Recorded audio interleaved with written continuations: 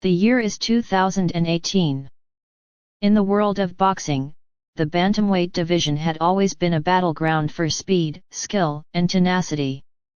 But one man from Kanagawa, Japan, was beginning to rewrite the standards of what dominance looked like. Naoya Inoue wasn't just winning, he was dismantling champions. And after joining the prestigious World Boxing Super Series, he wasn't just knocking on the door of greatness, he was tearing it off the hinges. While most fighters gradually build their legacies, carefully plotting out their careers with tune-up fights and cautious matchmaking, Inoue was doing something different. Each step in his journey was a leap, each opponent a mountain he willingly climbed and destroyed. Like a wave gathering momentum, Inoue's reputation was growing beyond Japan's shores, sending ripples through the boxing world. Fans across the globe were starting to realize, something truly special was happening. Inoue's early run in the WBSS was nothing short of a statement. One of his most emphatic performances came against Jamie McDonnell, an undefeated world champion from the UK. McDonnell had held the WBA title for years and came into the fight with confidence, even arrogance. He claimed Inoue wouldn't be able to handle his size or strength. But within moments of the opening bell, McDonnell found himself trapped, overwhelmed, and ultimately flattened. Inoue needed less than 2 minutes to put a brutal end to the fight. A former champion's body sagged on the ropes while Inoue stood still, barely having broken a sweat. It was the kind of dominance that forces fans and fighters alike to ask, how do you beat someone like this? By the time 2019 arrived, Inoue's resume already featured a line of respected names, champions, veterans, and undefeated fighters, many of whom were dismantled with clinical brutality. He was a 3-division world champion by the age of 26. Unlike some contemporaries who padded records with safe matchups and meaningless belts, Inoue's path was paved with genuine challenges. He didn't just win titles, he hunted down the best in each division and beat them into submission. That quest for greatness led him to the WBSS final, where fate delivered a fitting opponent, Donaire, a living legend in his own right. By 2019, Donaire was already a future Hall of Famer. The Filipino Flash had a career that spanned over a decade, with championship runs at flyweight, bantamweight, and featherweight. His signature weapon, a left hook so destructive it earned comparisons to punches from fighters 2 or 3 weight classes above, had ended the night for many contenders. Even as he approached his late 30s, Donaire remained dangerous, perhaps even more so because of his experience and poise. The final between Inoue and Donaire was more than a title fight. It was a generational clash. A symbolic passing of the torch. For Donaire, it was a chance to remind the world of his greatness. For Inoue, it was the final boss, the one man left to conquer before total domination of the bantamweight division could be declared. November 7, 2019. Saitama Super Arena, Japan. The lights dimmed, and the tension grew. Less than half an hour earlier, Naoya's brother Takuma Inoue had suffered his first professional loss in a bantamweight title bout. The air was thick with pressure. Naoya had never needed extra motivation, but now he had it in spades. From the opening bell, it was clear that this would not be another Inoue showcase. Donaire came to fight and not just to survive. He met Inoue's aggression with his own. In round 2, the first major twist of the fight arrived. Donaire landed a clean right hand that fractured Inoue's orbital bone and broke his nose. The Japanese phenom had never been hurt like this before. But he didn't fold. Inoue kept marching forward, adjusting on the fly, using movement, timing, and grit to answer Donaire's power with his own. It was no longer a one-sided assault, it was a war. Through the middle rounds, the two men exchanged bombs. Inoue's speed and sharpness gave him the edge in volume, but Donaire's power always kept him in the fight. In round 9, a perfectly timed counter from Donaire staggered Inoue. For the first time in his career, Naoya looked vulnerable. But instead of panicking, he slipped the follow-up punch instinctively. His reaction time, even when hurt, was elite. Then came round 11.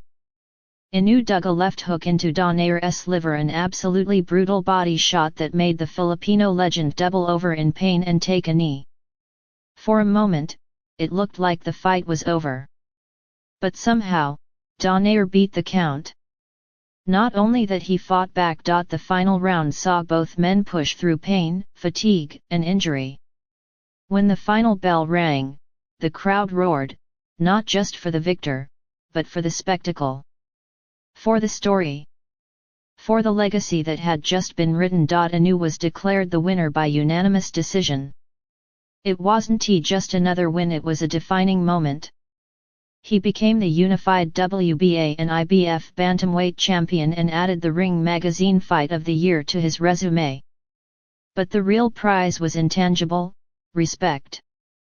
Even critics who had questioned his level of competition had now seen the monster bleed and keep going. Donaire, despite the loss, had re-established himself as one of boxing's most durable and honorable warriors. He gave Inoue the toughest test of his career and earned admiration from a whole new generation of fans. The story didn't end there. In the years that followed, Inoue continued his mission. He unified the bantamweight division entirely, becoming the undisputed champion with wins over Paul Butler and other top contenders. His destruction of opponents remained methodical and efficient. No wasted movements, no wasted time. Just punishment. But there was unfinished business. 3 years after their first war, Inoue and Donaire agreed to a rematch. This time, the stakes were just as high. 3 of the 4 bantamweight belts were on the line. Donaire, now 39 years old, believed he had discovered a key to beating Inoue. He spoke about finding holes in his game, believing that he could exploit the pressure and turn it into opportunity. June 7, 2022. The rematch began with anticipation, but it didn't unfold the way the first fight had. Inoue had evolved. His timing was sharper, his movement more fluid, and his punches somehow even more destructive. Early in the first round, a clean right hand from Inoue landed on Donaire's temple, sending the veteran to the canvas. He beat the count, but the tone had been set. This was not going to be another 12-round war. This was clinical. Ruthless. In round 2, Inoue unleashed a merciless sequence of punches, sharp, accurate, and powerful. A combination ended with another thunderous right hook that sealed the deal. Donaire was stopped for only the second time in his career. The monster had returned stronger, more dangerous, more complete. After the fight, Donaire was reflective. He acknowledged that age had taken its toll. He said that Inoue was the strongest fighter he had ever faced, and he had faced many. It wasn't bitterness. It was honesty. A torch had been passed. Even in defeat, Donaire's legacy was untouched. He remained a 4-division world champion and the oldest bantamweight champion in history. A surefire first ballot Hall of Famer. As for Inoue, his journey didn't stop at bantamweight. He moved up to super bantamweight and continued his reign of terror. In 2023, he unified titles in that division as well, becoming one of only 2 fighters along with Terence Crawford to become undisputed in 2 separate weight classes during the 4-belt era. It was another chapter in a story that is still being written. Inoue's appeal lies not just in his record or titles, but in how he wins. His power is real, but it's his balance, footwork, and precision that elevate him to another level. He's a throwback to an earlier era where fighters chased greatness, not popularity. And he's doing it while carrying the torch for Asian fighters on the world stage. Naoya Inoue isn't just a star in Japan anymore. He's a global phenomenon. With every fight, he carves his place into boxing history. Whether he continues to rise through the divisions or eventually meets a fighter who can truly test him remains to be seen. But one thing is clear, there has rarely been a more dominant, skilled, and complete fighter in the lower weight classes. As fans, we're lucky to be watching this journey in real time. And when people discuss the greatest fights in bantamweight history, they will remember the night Inoue and Donaire stood toe-to-toe. They'll remember the damage, the drama, and the respect earned through pain. They'll remember that in a sport defined by moments, that fight gave us something timeless.